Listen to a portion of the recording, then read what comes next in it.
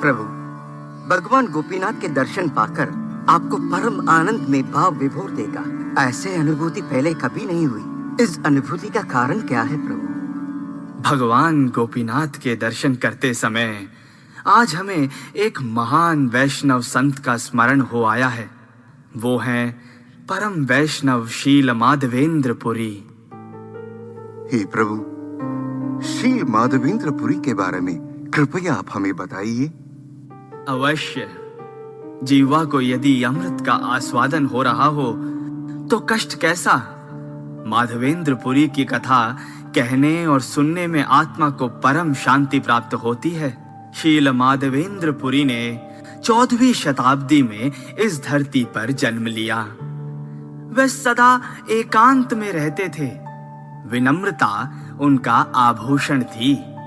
वे एक महान सन्यासी थे जिन्होंने भौतिक सुखों से स्वयं को पूर्ण रूप से अलग कर दिया था। भूख लगने पर भी कभी किसी से भिक्षा नहीं मांगते।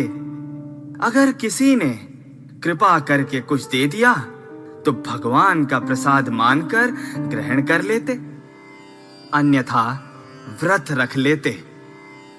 भगवान ने आज मेरे लिए इतना ही उचित समझा है, यह सोचकर भगवान के कीर्तन में लीन रहते। माधवेंद्र पुरी श्री माधव संप्रदाय में आने वाले शील लक्ष्मी वीर घर के शिष्य हुए। इस महान संत ने लोगों की योग्यता को अनदेखा करके भगवान श्री राधा कृष्ण की प्रेम शक्ति को सब में समान रूप से वितरित किया। माधव संप्रदाय और गौड़िया संप्रदाय को जोड़ते हुए माधवेंद्र पुरी ने अचिंत्य भेदाभेद तत्व का प्रचार किया। यह महान संत जगन्नाथपुरी अपने स्वामी गोपाल की सेवा करने जा रहे थे, जो वृंदावन में गोवर्धन पर्वत पर विराजमान है। रास्ते में एक परम सुंदर स्थान रेमुना पर रुके।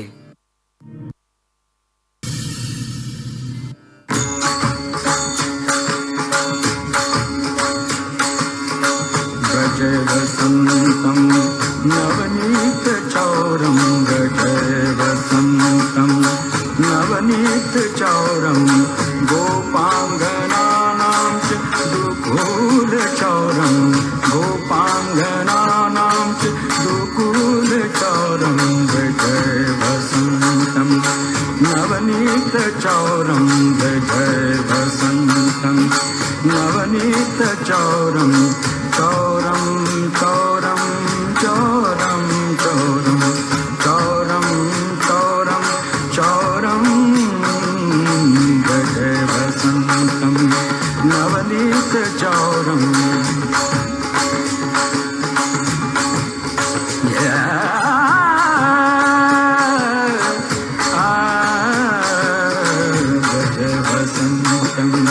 नवनीत चौरम, व्रज वसंतम नवनीत चौरम,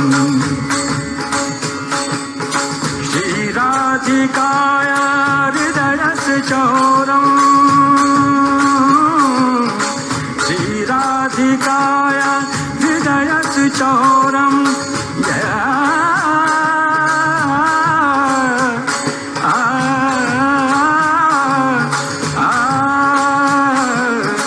श्रीराधिकाय हृदयस चौरम, श्रीराधिकाय हृदयस चौरम, चौराग्रगण्यं पुरुषं नमामि, चौराग्रगण्यं पुरुषं नमामि।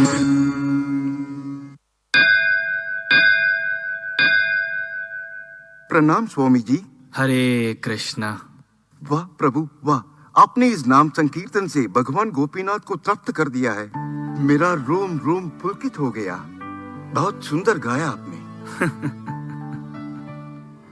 पंचैतानि बाहो कारणानि निबोध मे, सांख्ये कृतान्ते प्रोक्तानि सिद्धये सर्व कर्मणां, अतिष्ठानां तथा कर्ता करणं च पृथक् विदम्, विविधाश्च पृथक् चेष्टा दैवं चैवात्र पंचमम्। भगवत गीता में श्री कृष्ण ने हमें उपदेश दिया है कि मानव को कार्य पूर्ति के लिए 5 तत्व आवश्यक होते हैं। प्रथम ये शरीर, दूसरी ये इंद्रियां और तीसरा प्राण। कारण अगर शरीर सुंदर है परंतु प्राणहीन है तो व्यर्थ है। चौथी है आत्मा, और आत्मा की आवश्यकता के अनुसार ही इंद्रियां काम करती हैं। और अंत में वह सबसे आवश्यक आत्मा का अंतरिम साथी है परमात्मा। परमात्मा के निर्देशन से ही आत्मा चलती है। शरीर, इंद्रियां, प्राण और आत्मा, अगर ये चारों तत्व परमात्मा के सहयोग से काम करें तभी हम अपने मन की मनोकामनाएं पूर्ण कर सकते हैं। हमें ये सभी तत्व परमात्मा से ही मिले हैं। ऐसे संदर्भ में अगर हम अपनी ही प्रशंसा करें कि मैंने अच्छा गाया, मैंने सुंदर नृत्य किया, मैंने ही ये सब उपलब्ध किया, सब अहंकार है। भगवान की कृपा के बिना हम एक पत्ता भी नहीं हिला सकते हैं। स्वामी जी, आप सत्य कहते हैं। आपके मुखारविंद से भगवान का गुणगान अत्यंत प्रिय लगता है। ये सब गुरुदेव की ही कृपा है। अच्छा, कुछ क्षण पहले ही मैंने देखा था कि आप लोगों ने गोपीनाथ को भोग अर्पित करने के लिए प्रसाद दिया था। क्या आप मुझे बता सकते हैं कि वो क्या था? अवश्य स्वामी जी, वो खीर का भोग था, मंदिर का प्रसिद्ध प्रसाद। इस खीर को चावल, दूध, शक्कर और कपूर से बनाया जाता है। यहाँ के लोग इसे खीर कहते हैं। संध्या के समय भगवान गोपीनाथ को खीर के 12 घड़ों का भोग लगता है। यह खीर का प्रसाद अमृत से भी अधिक स्वादिष्ट होता है, इसीलिए लोग इसे अमृत केली बुलाते हैं। मतलब ये कि इस गांव में तो छोड़िए, इस पूरे ब्रह्मांड में भी ऐसी खीर की प्रसादी कहीं भी नहीं मिलेगी। अच्छा स्वामी जी, मेरा कुछ कार्य शेष है, कृपया मुझे आज्ञा दें।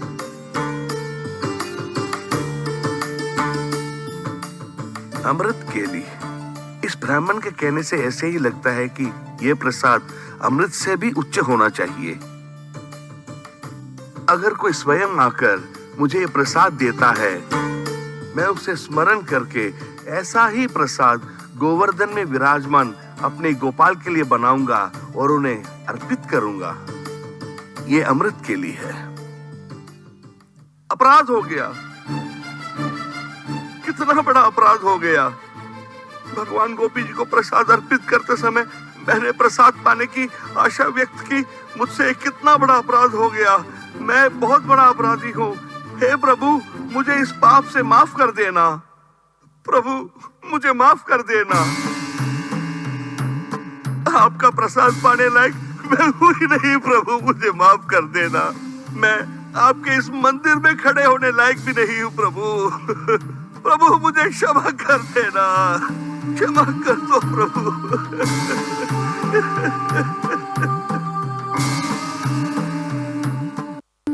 माधवेंद्र पुरी ने कोई अपराध नहीं किया था। वो तो केवल यह ध्यान कर रहे थे कि ऐसी खीर वह अपने भगवान गोपाल को भोग लगाएंगे। लेकिन उनके शुद्ध प्रेम और विनम्रता के कारण उन्होंने अपने आप को अपराधी मान लिया। इस कारण उन्होंने पूरा दिन कुछ भी ग्रहण नहीं किया। उन्हें लगा कि यही उनके अपराध का उचित दंड होगा। एक बालक क्यों ना बिना खाए रह जाए, लेकिन उसकी माँ उसे इस स्थिति में नहीं देख सकती। उसी रात्रि भगवान गोपीनाथ ने मंदिर के पुजारी के स्वप्न में दर्शन दिए। हे ब्राह्मण देव, जागो, मेरी बात ध्यान से सुनो। तुरंत मंदिर जाओ और द्वार खोलो। मेरे आसन के पर्दे के पीछे तुम्हें एक खीर का घड़ा मिलेगा। जब तुम गर्भगृह के सफाई कर रहे थे, तुम्हारे जाने बिना मैंने एक घड़े को छुपा दिया था। मेरे प्रिय भक्त माधवेंद्र पुरी ने सुबह से कुछ भी ग्रहण नहीं किया है।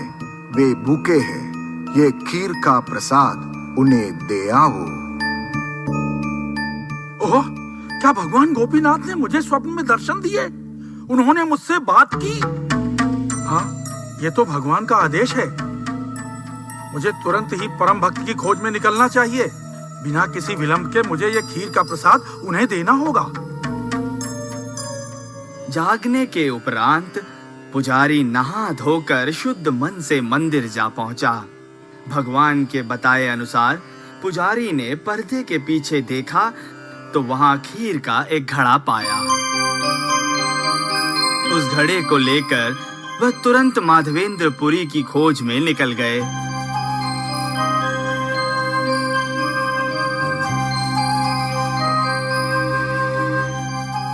पुजारी लोगों से उनकी जानकारी प्राप्त करने लगा, पर किसी को कोई खबर नहीं थी। चिंतित होकर वह बीच बाजार में विलाप करने लगे। यहाँ पर माधवेंद्रपुरी नाम जी का कोई है? उस पवित्र आत्मा के मुझे दर्शन करने हैं। कृपया मेरे सामने आ जाइए। गोपीनाथ जी ने यह खीर का घड़ा आपके लिए दिया है। इस ब्रह्मांड में आपसे भाग्यशाली और कौन हो सकता है? मुझे गोपीनाथ का आदेश पूरा करना है। श्रील माधवेंद्रपुरी जी, आप कहाँ हैं? मैं ही माधवेंद्रपुरी हूँ।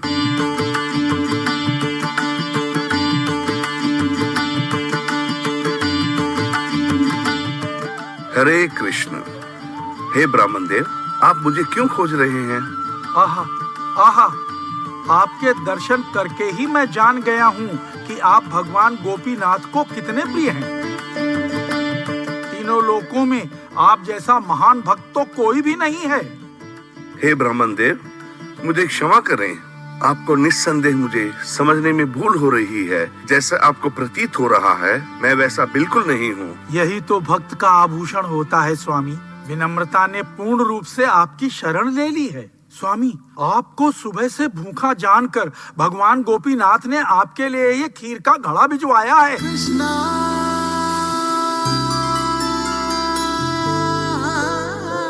उनका ये आदेश है कि मैं इसे तुरंत आप तक पहुंचाऊं। कृपया इसे स्वीकार कर मेरी सेवा को पूर्ण कीजिए। ओ गोपीनाथ, हरे कृष्णा। आपके भोग लगाते समय मैंने उसी प्रसाद को चखने की सोची थी। ऐसे नराधम पर आपकी कृपा है। मैं कैसे आपका आभार प्रकट कर सकता हूँ प्रभु? तुम ही मुझे मार्ग दिखाओ, तुम ही मुझे मार्ग दिखाओ। जब आप इस प्रसाद को स्वीकार करेंगे स्वामी, तो भगवान गोपीनाथ आपसे प्रसन्न हो जाएंगे। यह लीजिए स्वामी, इस अमृत केली को स्वीकार कीजिए।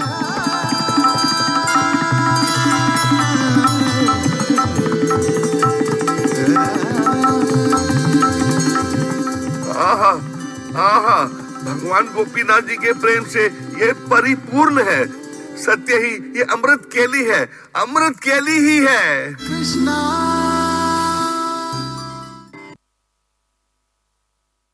भगवान गोपीनाथ ने अपने भक्त के लिए खीर का घड़ा चुराया, इसीलिए उन्हें खीर चोर गोपीनाथ कहा जाता है।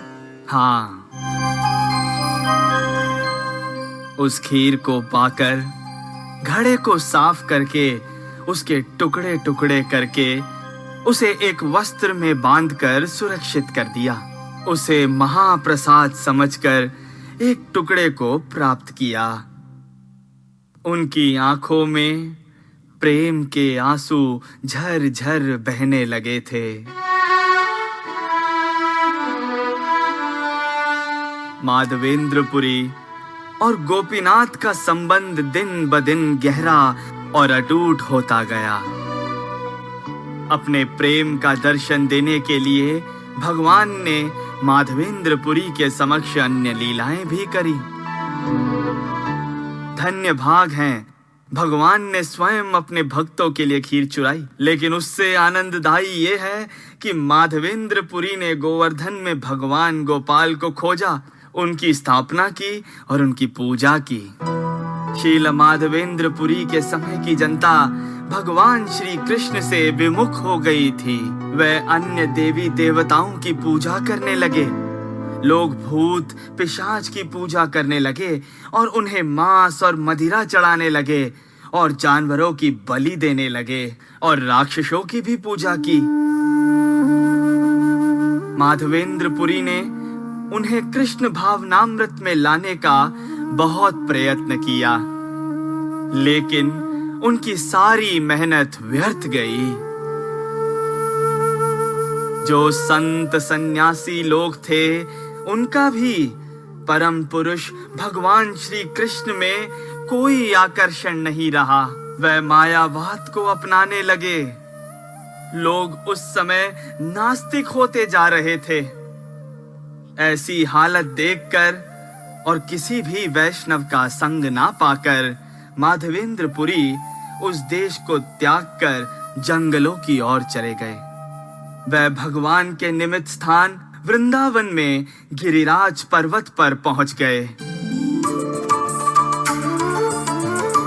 वहां उन्होंने अनन्य प्रेम भक्ति में पूर्ण भगवान गोपाल का भजन किया। भगवान के नाम में लीन होकर नाचते हुए वृंदावन की रज में लौटने लगे। उन्हें दिन और रात की कोई सुध नहीं थी। उन्हें कण कण में भगवान श्री कृष्ण की अनुभूति होने लगी। एक दिन गिरिराज की परिक्रमा करने के उपरांत उन्होंने गोविंद कुंड के जल से प्रक्षालन किया।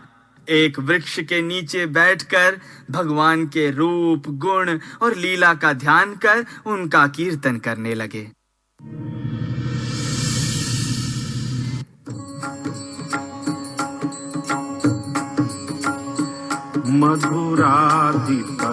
मधुराधिपतेरखिलं मधुरं मधुराधिपतेरखिलं मधुरम्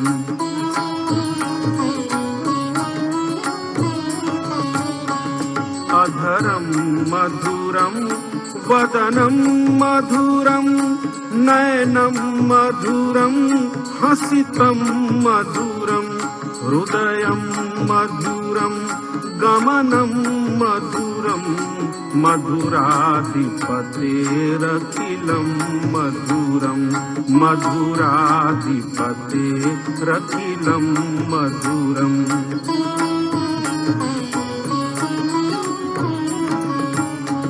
वचनं मधुरं चरितं मधुरं वसनं मधुरं वलितं मधुरं चलितं मधुरं भ्रमितं मधुरं मधुराधिपतेरखिलं मधुरं मधुराधिपतेरखिलं मधुरम्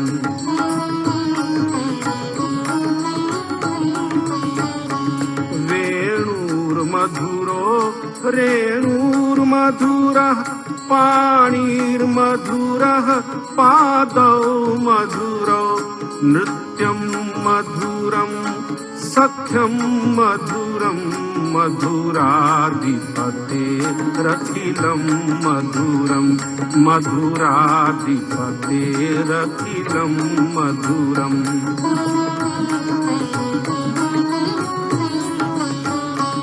गीतं मधुरं पीतं मधुरं भुक्तं मधुरं सुप्तं मधुरं रूपं मधुरं तिलकं मधुरं मधुराधिपतेरखिलं मधुरं मधुराधिपतेरखिलं मधुरम्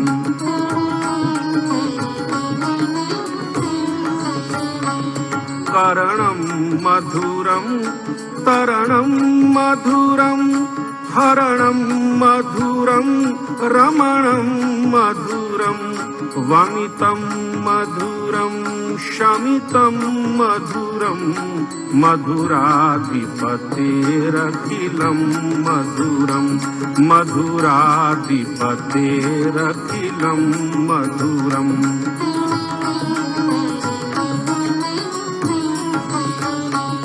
गुंजा मधुरा माला मधुरा यमुना मधुरा वीची मधुरा सलिलं मधुरं कमलं मधुरं मधुराधिपतेरखिलं मधुरं मधुराधिपतेरखिलं मधुरम्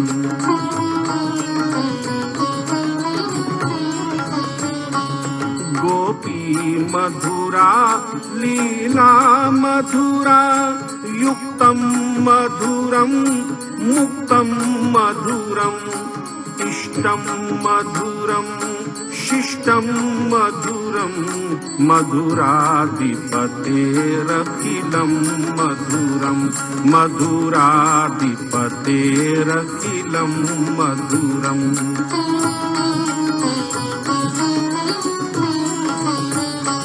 गोपा मधुरा गावो मधुरा यष्टिर्मधुरा सृष्टिर्मधुरा दलितं मधुरं फलितं मधुरं मधुराधिपतेरखिलं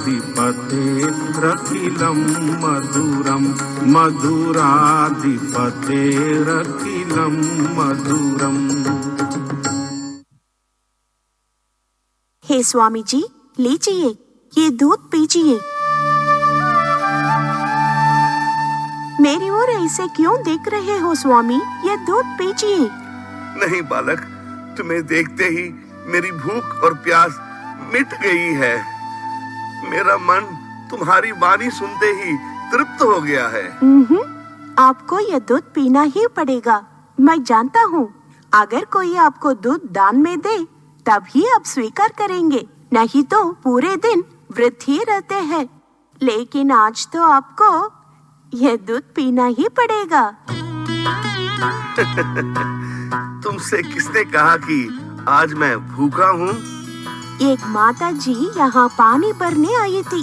उन्होंने बताया कि इन बाबा जी ने कुछ भी खाया नहीं है। अच्छा, तुम कौन हो और कहाँ रहते हो? मैं ब्रिज का ग्वाला हूँ।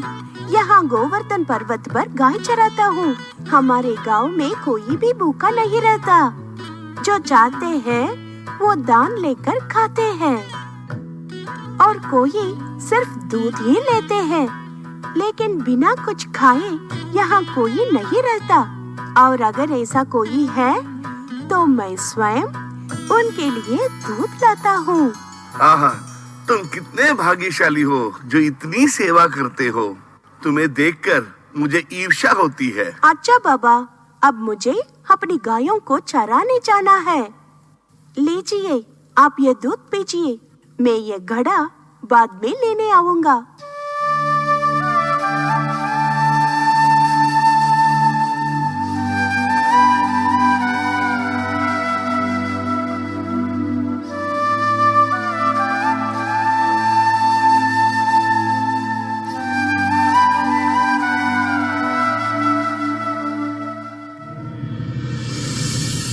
उस ग्वाले के चले जाने पर माधवेंद्र पुरी ने दूध का सेवन किया और परम आनंद का अनुभव किया। बार बार उस ग्वाले की आवाज उनके कानों में गूंजने लगी। वह अपनी दृष्टि मार्ग पर लगाए उस बालक की प्रतीक्षा करते रहे। उस ग्वाले का सुंदर चेहरा उनके नेत्रों के समक्ष घूमता रहा, लेकिन वह ग्वाला कभी वापस नहीं आया। माधवेंद्र पुरी रात भर सो नहीं सके। काफी देर तक भगवान का कीर्तन करते रहे। सूर्य उदय के कुछ घंटों पहले ही उन्हें नींद आई। स्वप्न में उन्होंने उसी बालक को देखा। वह उनका हाथ पकड़कर उन्हें गोवर्धन की एक गहरी गुफा में लेके जा रहा था।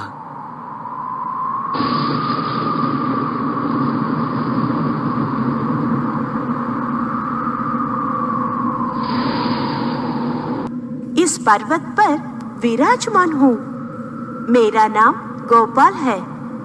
मैंने ही ब्रिजवासियों को इंद्र के कठिन कोप से बचाने के लिए गोवर्धन गिरी को धारण किया था। यहाँ मुझे मेरे महान पोता ने विराजित किया था। जो पुजारी मेरी सेवा करता था, उसने मुसलमान राजाओं के आक्रमण के भय से मुझे यहाँ इस सघन झाड़ियों में छुपाकर स्वयं भाग गया। उस दिन से तपती गर्मी, बारिश और तूफान कपाने वाली ठंड में मैं यहीं पर हूँ। मैं तुम्हारे आगमन की प्रतीक्षा में सह रहा था। तुम्हारी प्रेम शक्ति के कारण मैं तुम्हें यह कार्य सौंप रहा हूँ। इस ग्राम के ग्रामीणों को इकट्ठा करके मुझे वहां से निकालो। बाद में गोवर्धन पर्वत के शिखर पर मेरा मंदिर बना के मुझे विराजित करो। आने वाले समय में तुम्हारी यह सेवा भक्तों में सर्वश्रेष्ठ योगदान के रूप में जानी जाएगी।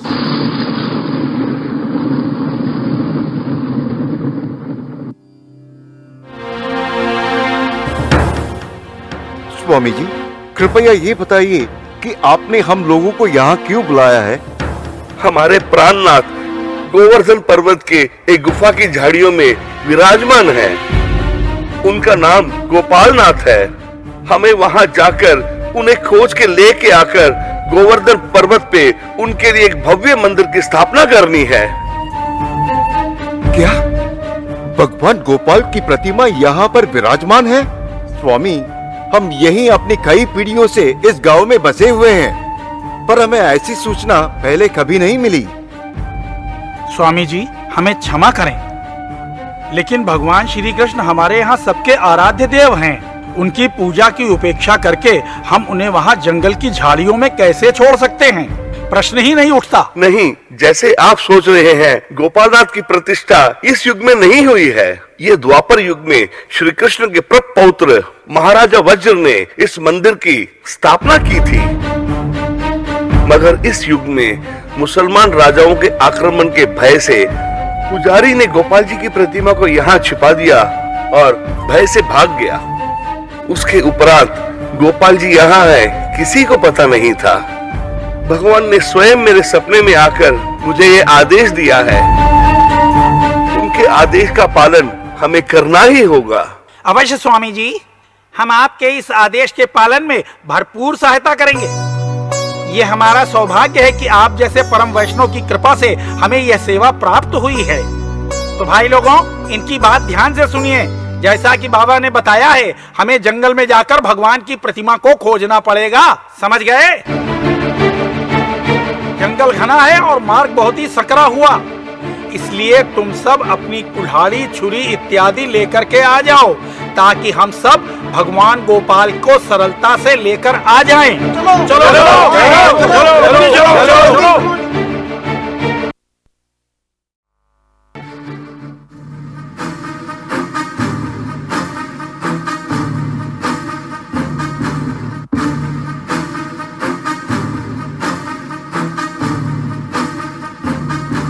स्वामी जी, आपके आदेशानुसार हमने हर जगह खोज लिया, लेकिन जैसा आपने कहा वैसी गोपाल की मूर्ति नहीं मिली है। नहीं, मुझे अच्छी तरह से याद है, भगवान ने सपने में मुझे यही गुफा दिखाई थी। स्वामी, मैंने वहाँ झाड़ियों में भी ढूंढ लिया है, वहाँ भी नहीं मिली। स्वामी, तुम्हें मिले क्या? हमने वहाँ भी ढूंढ लिया है, नहीं मिली। यहाँ नहीं मिले? हे भगवान, ये कैसी परीक्षा है? पूरा गांव तुम्हारी सेवा करने के लिए तरस रहा है। गोपाल, दया करके प्रकट हो जाइए। स्वामी, गोपाल जी मिल गए हैं। गोपाल जी को यहीं पे झाड़ियों में छुपा के रखा था। हे गोपाल, तुम कितने दयालु हो। लेकिन वो बहुत भारी हैं। मेरी लाख कोशिश के बाद भी मैं उन्हें नहीं उठा पा रहा हूँ। चलो चलो, हम सब मिलकर गोपाल को उठाकर लाते हैं। आओ चलो। जब माधवेंद्रपुरी को बाकी गांव वालों के साथ भगवान गोपाल के दर्शन हुए, सब भक्ति में झूम उठे। उन्होंने गोपाल के श्री विग्रह को नहलाया और गोवर्धन के शिखर पर ले आए। वहां एक विशाल शिला पर गोपाल को विराजमान किया। गांव के सारे निवासी वहां एकत्रित हुए। गोविंद कुंड के जल से 900 मटकों से भगवान का अभिषेक किया गया। भिन्न भिन्न प्रकार के वस्त्र, आभूषण, तुलसी माला, फूल, फल से गोपाल का स्वागत किया गया। प्रथम गंगा जल से उनका प्रक्षालन किया गया। उसके उपरांत